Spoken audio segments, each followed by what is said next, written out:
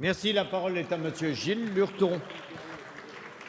Président, ma question s'adresse à Monsieur le ministre chargé des relations avec le Parlement. Monsieur le ministre, 517 propositions de loi et 120 projets de loi ont été examinés à l'Assemblée nationale pour 71 adoptés en 2013.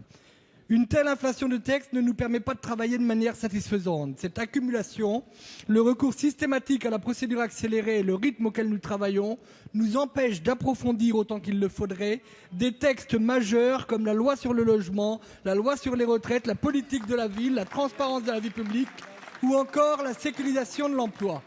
À la fin de l'année, vous étiez vous-même obligé d'interrompre l'examen du texte sur la consommation parce qu'il fallait, pour des raisons de légalité, terminer le projet de loi sur les métropoles et le projet de loi de finances. Et pour quel résultat?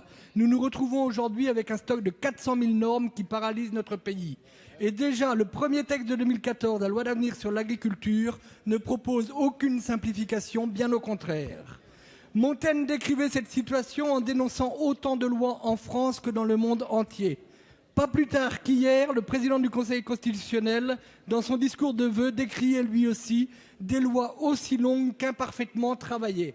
Cette inflation législative met en grande difficulté nos entrepreneurs, nos artisans, nos exploitants agricoles et nombre de professions libérales. Elle empêche la relance de notre économie et la création d'emplois. Il est temps de vous concentrer sur la bonne utilisation et la bonne application des lois déjà existantes. En ce début d'année, Monsieur le ministre, je formule le vœu que le travail du Parlement soit mieux organisé. Comment comptez-vous lutter efficacement contre ces malfaçons législatives? C'est la crédibilité de notre Assemblée qui est en cause, notre travail de député et la qualité des textes de loi que nous votons. La parole est à Monsieur Alain Vidalis, ministre chargé des relations avec le Parlement. Oui, merci, Monsieur le Président. Monsieur le député, naturellement, les objectifs peuvent être partagés. Je suppose qu'ils étaient aussi les vôtres lorsque vous étiez en situation de responsabilité. Et de ce point de vue-là, je dois dire que quand je regarde les statistiques d'annulation, chacun peut porter son lot de difficultés. Je rappellerai le record en la matière qui était la loi Fourcade, dont 30 articles sur 40 avaient été annulés par le Conseil constitutionnel. Donc, je peux au moins vous reconnaître que vous parlez d'expérience. Je dois dire que l'idée de la simplification est une bonne idée et la réflexion que nous devons avoir sur la méthode est nécessaire.